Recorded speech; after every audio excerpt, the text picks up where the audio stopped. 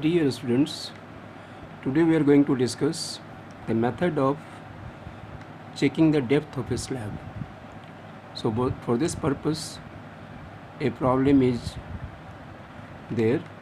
Statement of the problem is as a room is having a slab 155 mm thick provided with 10 mm diameter bars at a spacing of 242 mm center to center as main steel bars.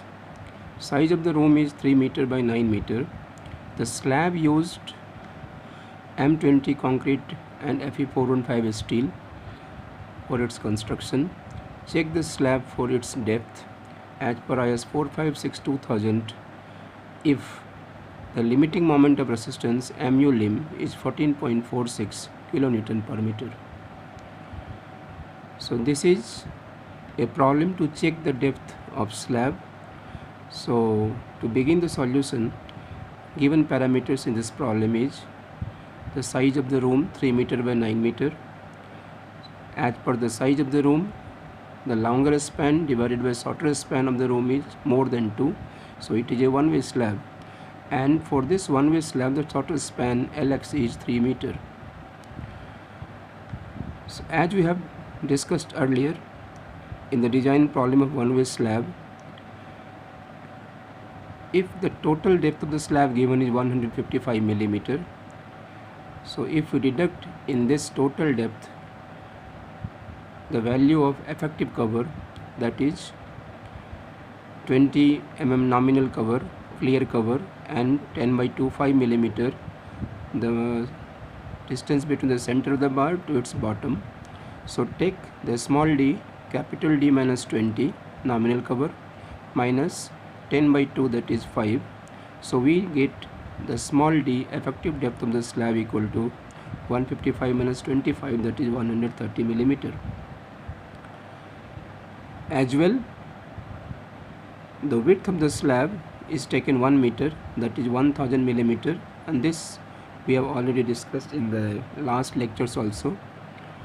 The given area of steel in the slab, that is the main steel bar, is 10 mm diameter bars at 242 millimeter center to center.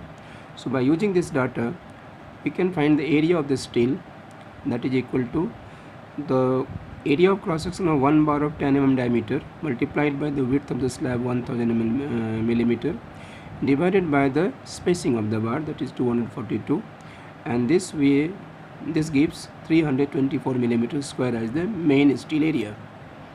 So by using this main steel area, we want to find what is the percentage of steel in the slab cross section.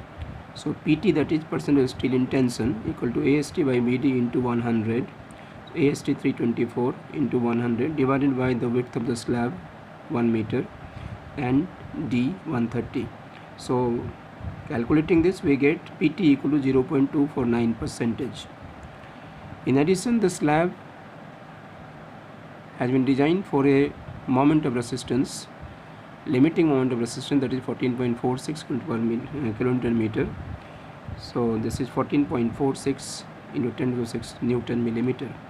So based on these data, we would now check the slab for its depth. If the depth of the slab is correct, then there is no safety aspect, there is no issue in the safety of the slab. So what are the criteria of checking depth of a slab?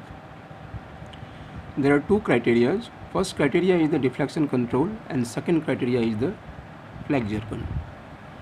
So as per deflection control criteria, which is according to IS 456-2000 code, at its page number 37, 38 and figure 4, for the given percentage of steel which we have calculated 0.249%, and using the figure 4, we find MF, that is modification factor, is 1.55.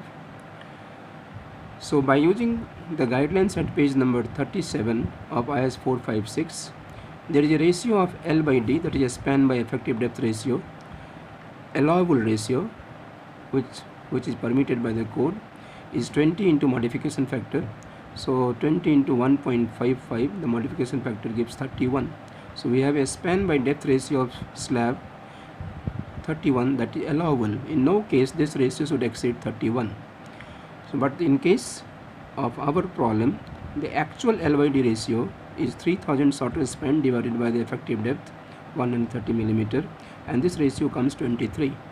So as we observe here, the LYD ratio actual is 23, is less than the LYD ratio permissible, allowable ratio. So the depth of the slab from deflection control criteria is correct. So OK is the final comment. Now we will go switch over to the second criteria of checking the depth, that is flexure. As per SP16, page number 10, table C, for Fe415 steel grade, a formula is there, that is mu lim equal to 0.138 FCK BD square. So from this formula, the D effective depth of the slab can be calculated.